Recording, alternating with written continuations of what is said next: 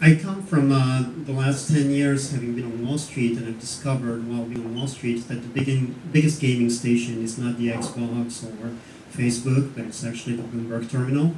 And I've learned along the way that games are largely algorithmic type of patterns. And so what we've done is that we've taken a number of research patterns, such as, for example, the bottle test, and turned those into components of our algorithmic solution. And then we provided bricks, much like Lightning does actually, in terms of having interactions with the overall users. The end result of this is what we call the Lego box of multiplayer mobile gaming. It's a click and tap interface to assemble games quickly and without knowing a line of code. It does a lot of back-end stuff. Unfortunately, my server went down right before the demo, so I cannot do a live demo like Lightning did. But we've got very similar type of back-ends as they do. The market that we're addressing, though, is in terms of focus, we decided to go to ATL advergaming as the core basic market that we're going after. Today, on a global basis, it's about a $3 billion market, and we're eating up a small portion of that. So the history on advergaming is that traditional game companies are approached by their brands, and the brands are telling them, I want you to build me a game. The agencies then go around and eventually end up with a game developer that charges them between $250,000 and $1 million to develop another game. Today, what we're doing is that we're providing those ad agencies with the tools that allow them to actually develop the games themselves at a fraction of that cost. We're renting our servers out at about $10K per month.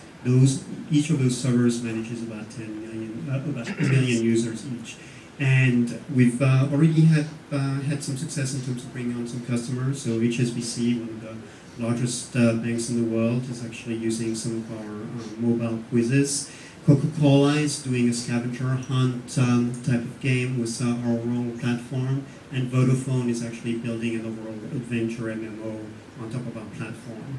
Further down the line, we will actually have a marketplace because we've written a programming language that's stealing some stuff from Lua and stealing some stuff from Moose and Muds back in the early days to provide plugin components that then can be resold to marketers.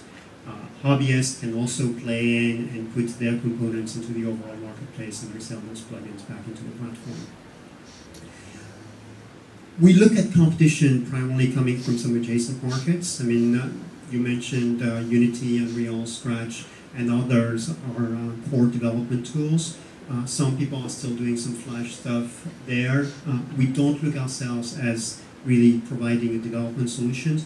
Before anyone mentions GameSalad, I should mention that we're actually in discussion with them about tying up our two platforms, because GameSalad provides some really great stuff around physics and around arcade gaming.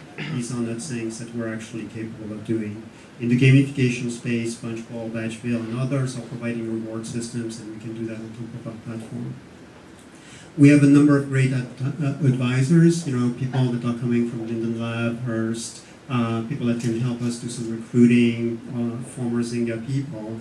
And overall, that's about where we stand. So for the last 20 years in the industry, we've seen the tools that have radically democratized how content is built, whether it is publishing, whether it is movies, music. We think at Kipscore that it's high time for that to happen to gaming, and we hope to be that too.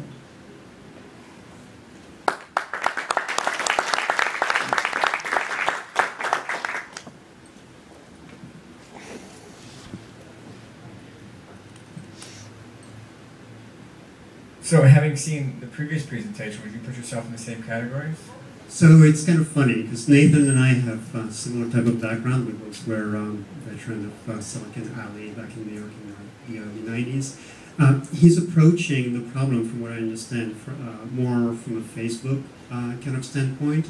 Our view is that we're mobile first as a company, and we may eventually get to Facebook, but we haven't found any way the gaming mechanism that we're going after, things like geolocation, things like scavenger hunts, those kinds of things, to actually translate properly in the web format. We will develop an HTML fragment that runs within the standard IAB platform, IAB format, in the future because some of our advertisers are already asking for that.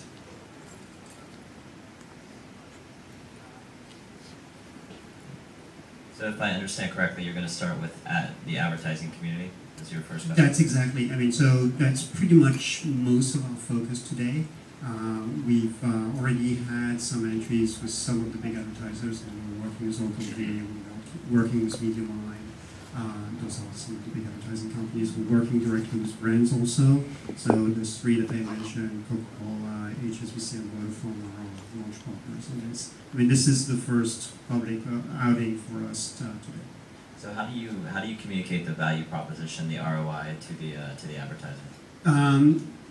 It's been actually substantially easier than we expected.